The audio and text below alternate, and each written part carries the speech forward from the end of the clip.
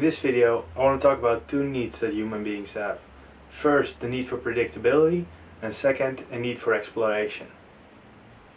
The need for predictability comes directly from survival needs. If things are predictable, things are safe and our chances for survival are greater. Furthermore, it produces a low stress environment, which is good for our health, and we can just feel safe and secure. Second, we also have a need for exploration and adventure. We like to venture out into unknown territory to reap the benefits of whatever is of value that we may find there. I mean, if we explore a new terrain, then we may find a valuable resource there, and that is also beneficial to the quality of our life.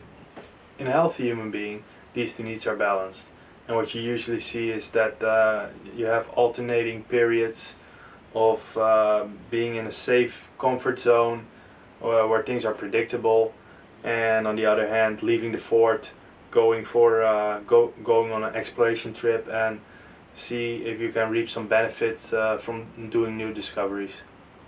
To use an analogy, you can think of a castle or a fort, and within those walls of that fort you're safe. Things are predictable and safe within that fort, but at the same time there's only so much that you can do within the fort.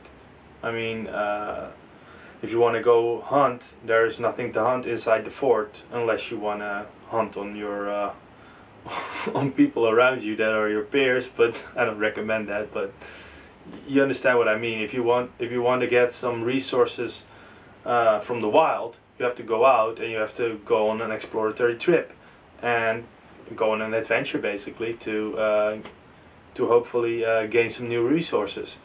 Going on such a trip involves risk, and it's probably dangerous, but it may be worth the risk if you come back with good quality goods. Now let's say that one day you go on a discovery trip and something terrible happens. You get attacked by some animal, or you get attacked by a group of another tribe of people, and you just get injured really bad. You just barely make it back to the fort, and you are back in your safe haven. Everything's alright, at least you survived, but you're still terribly hurt, and you take a couple months to recover. After these months of recovery, let's say you're feeling better again, and it's time to go outside the fort again. But this time you're a little bit hesitant. You're a little bit anxious and panicky because you've been traumatized by the past experience that was very terrible when you went outside of the fort. So now when you want to go out the fort, you're a little bit more anxious. And what you will be asking yourself is this safe? Is this okay? Can I do this? And this is all because you've been traumatized by the past negative experience. And if you don't find a way to feel secure again and to recover from that event, basically, that can inhibit you in your future explorations. So basically what has happened in this scenario is that the pendulum has swung from being in the middle of being balanced between a need for exploration and a need for predictability, that you have a much larger need for predictability and for that safe haven inside the fort. And this can really hold you back, because now you're not as a good explorer anymore, because you're all hesitant, and this may result in you being able to bring home to the fort less valuable goods, which is I guess it's not a good thing.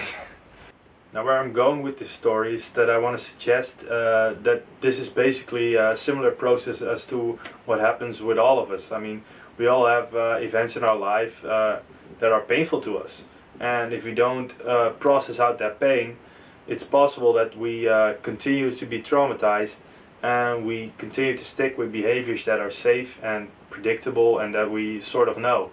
And this can really hinder us in behaving in ways that are new to us, exploring new types of strategies that we can use, and strategies that might really pay off in the long run and bring us new breakthroughs and discoveries in terms of results in our life, and also in the area of self-change, especially in the area of self-change, because if you want to change yourself, you want to change behaviors, then you got to do something different. And something different is almost by definition something that is outside of what is safe and predictable. And I guess the main thesis of this whole part 2, is that it's very necessary to address these past negative painful experiences, so that you can process these hurts that came from those experiences, and so that they no longer hold you back. A lot of times we like to leave the past for what it is, not look at it, not deal with it, and just, oh yeah, that's past, let's move on and focus on the future. And I think that's a good thing. Of course it's good to focus on the future, but if you just shove these things like in the basement, so to speak, that can have very detrimental effects. What kind of detrimental effects? Well, that's what I'll be covering in future videos and in the remainder of part 2.